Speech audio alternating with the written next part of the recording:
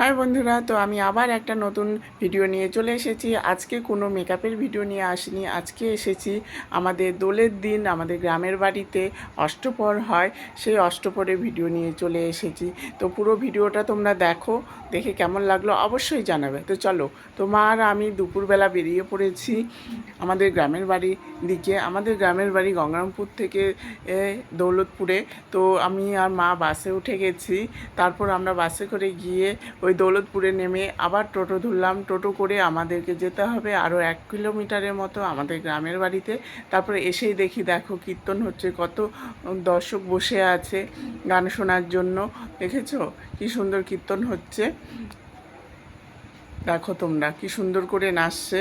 তো প্রতি বছরই হয়, আমি আসি প্রতি বছরই, খুব ভালো লাগে, সবার সাথে দেখা হয় এখানে। এই দোলের দিন খুবই মজা হয়। তো তোমরাও এসো এই দোলের দিন আমাদের গ্রামের বাড়িতে, খুব মজা করবে, সবাই আনন্দ করবে এখানে দেখতে। সত্যি খুবই মজা হয়, খুবই মজা হয়। তখন কটা বাজে? এই 3টে বাজে। তো দুপুরবেলা হচ্ছিল, দুপুরবেলা দেখো লোকজন চলে এসেছে সবাই, কি সুন্দর, বেশ সুন্দর নাচটা, দারুণ লাগছে দেখতে।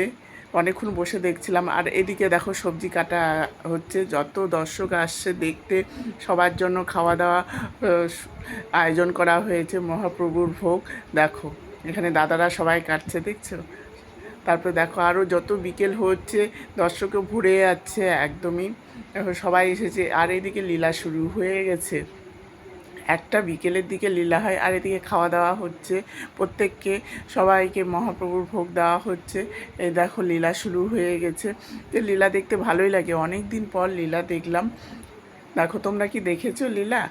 আমি অনেক দিন পর দেখলাম, গ্রামের বাড়িতে গিয়ে অনেক দিন পরে মানে লীলাটা দেখলাম। এত ভালো লাগছিলো, আসতে ইচ্ছা করছিল না, বেশ সুন্দর লাগছিল, বেশ সুন্দর, মানে রাধা কৃষ্ণের যে লীলা, সেই লীলাটা হচ্ছিল।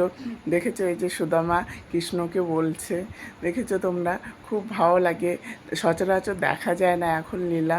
তো অনেক দিন পর, অনেক বছর পর আমি দেখলাম, বেশ ভালো লাগছিল। অনেকক্ষণ এখানে দাঁড়িয়ে দাঁড়িয়ে দেখছিলাম।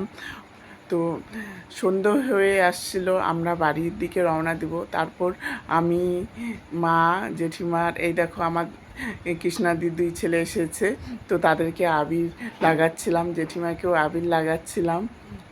সবাইকে আবির লাগিয়ে আমরা বাড়ির দিকে রওনা দেব।